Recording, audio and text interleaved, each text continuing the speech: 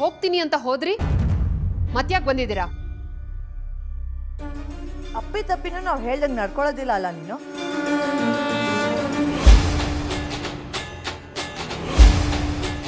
ಏಜೆ ಮರ್ಯಾದೆ ತೆಗೆದ್ಬಿಟ್ಟು ಈಗ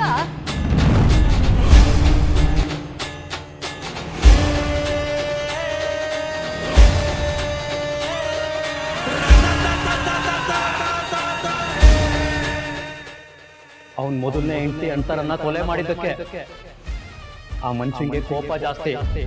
ಯಾರ ಮೇಲಾದ್ರೂ ಕೋಪ ಬಂದ್ರೆ ಅವ್ರನ್ನ ಸೋಲ್ಸೋದಕ್ಕೆ ಏನ್ ಬೇಕಾದ್ರೂ ಮಾಡ್ತಾನ ಅವನು.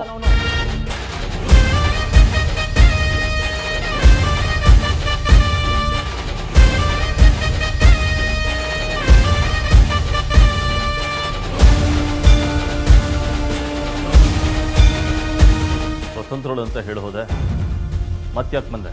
ಯಾಕೆ ಬಂದೆ ಅಂದ್ರೆ ನಾನು ನಿಮ್ಮ ಹೆಂಡತಿ.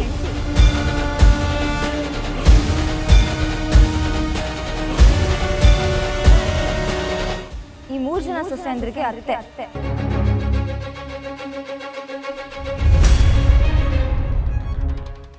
ಅವ್ರಿಗೆ ಸೊಸೆ.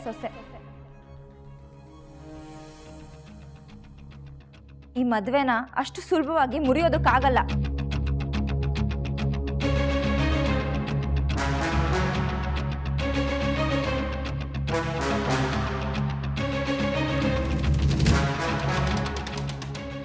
ನಾನು ಕಾನೂನು ಗೊತ್ತು, ಪೊಲೀಸ್ ಕಂಪ್ಲೇಂಟ್ ಕೊಟ್ಟು ಅರೆಸ್ಟ್ ಮಾಡಿಸ್ತೀನಿ ಅಂದೆ, ಯಾಕೆ ಮಾಡಲಿಲ್ಲ?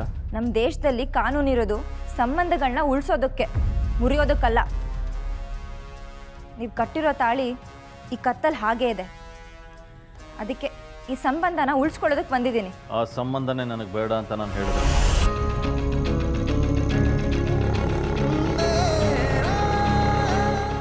ಹಾಗೊಂದು ವೇಳೆ ನೀವು ನಾನು ಬಿಡಲೇಬೇಕು ಅಂತ ಏನಾದರೂ ಇದ್ದರೆ ನೀವು ನನಗೆ ಜೀವನಾಂಶ ಕೊಡಬೇಕು.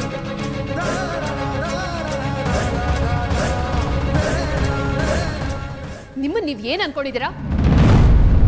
ನಾನು ನನ್ನ ಗಂಡನ ಹತ್ರ ಮಾತಾಡಬೇಕು.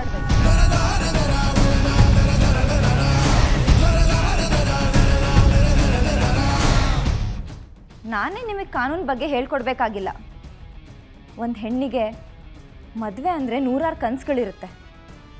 ಆ ಮದುವೆ ಮುರಿದೋದ್ರೆ ಅವಳ ಜೀವನನೇ ಮುರಿದೋದ ಹಾಗೆ. ಅದಕ್ಕೆ ನೀವು ನನಗೆ 100 ಕೋಟಿ ರೂಪಾಯಿ ಜೀವನಾಂಶ ಕೊಡಬೇಕು.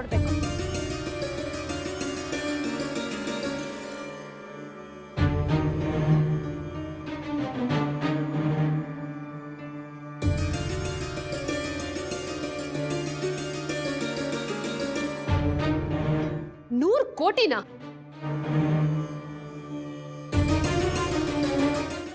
ನೀವು ನನಗೆ 100 ಕೋಟಿ ಕೊಟ್ಟರೆ ನನಗೂ ನಿಮಗೂ ಯಾವ ಸಂಬಂಧನೂ ಇರಲ್ಲ. ನಾನು ಈ ಕಡೆ ತಲೆನೂ ಹಾಕಲ್ಲ. ಇದಕ್ಕೆ ನಿಮಗೆ ಒಪ್ಪಿಗೆ ಇದೆಯಾ?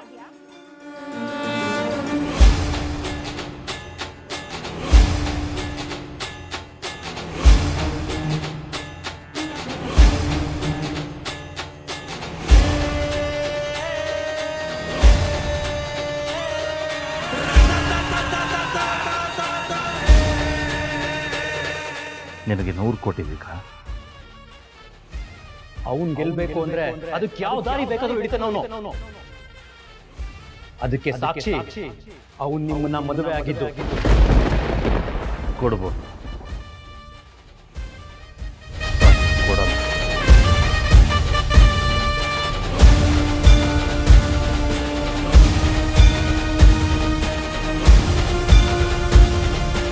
ಯಾಕೆ ಅಂದರೆ ಮೊದಲನೇದು ನಿನಗೆ ನನ್ನ ಹತ್ರ 1 ರೂಪಾಯಿ ಇಸ್ಕೊಳ್ಳೋ ಯೋಗ್ಯತೆನೂ ಇಲ್ಲ.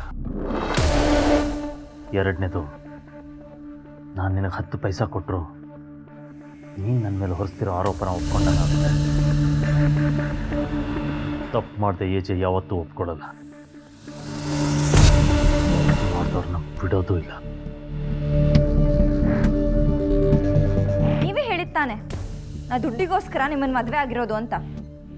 ನನ್ನ ದುಡ್ಡನ್ನ ನನಗೆ ಕೊಟ್ಬಿಡಿ. ನನ್ನ ದುಡ್ಡು ಸಿಗೋವರೆಗೂ ನಾನು ಇಲ್ಲಿಂದ ಹೋಗಲ್ಲ.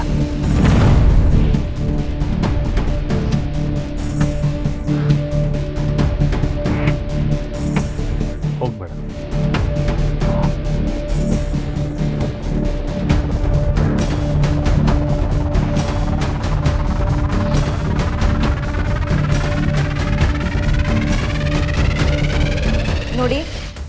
ಸೀರಿಯಸ್ ಆಗಿ ಹೇಳ್ತಿದ್ದೀನಿ. ಈ ಸಂಬಂಧ ನೀವು ಮುರ್ಕೋಬೇಕಂದ್ರೆ ನೀವು ನನಗೆ 100 ಕೋಟಿ ರೂಪಾಯಿ ಕೊಡಬೇಕು. ಆಗ್ಲೇ ನಾ ಇಲ್ಲಿಂದ ಹೋಗೋದು.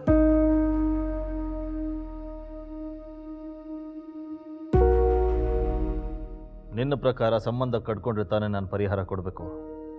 ಇರು, ಸಮಾಜದ ದೃಷ್ಟಿಲಿ ಏಜೆ ಹೆಂಡತಿಯಾಗಿ ಇಲ್ಲೇ ಇರು.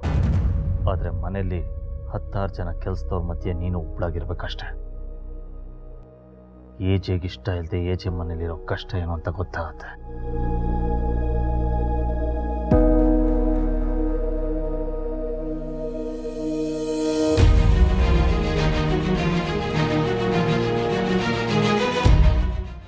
ನೋಡೋಣ ಎಷ್ಟು ದಿನ ಇರ್ತೀಯ ಅಂತ.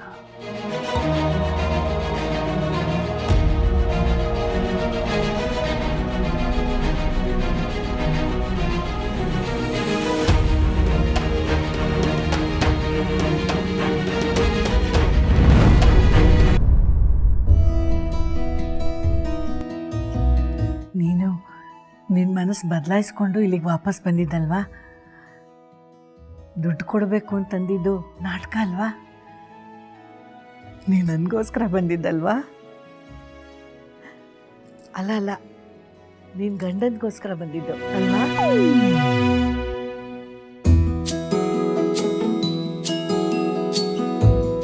ತಾಳಿ ಮಹತ್ವನೇ ಅಂಥದ್ದು.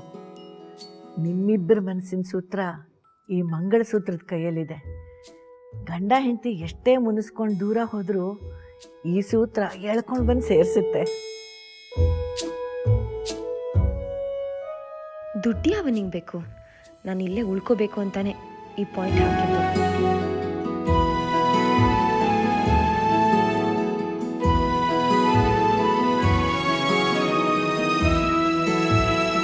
ಸರಿ, ಈಗ ನೀ ಯಾರ ಹತ್ರನೂ ವಾದ ಮಾಡೋಕ್ಕೆ ಹೋಗಬೇಡ. ನಿಂಗೂ ಸುಸ್ತಾಗಿದೆ, ಮಲ್ಕೋ ಹೋಗು.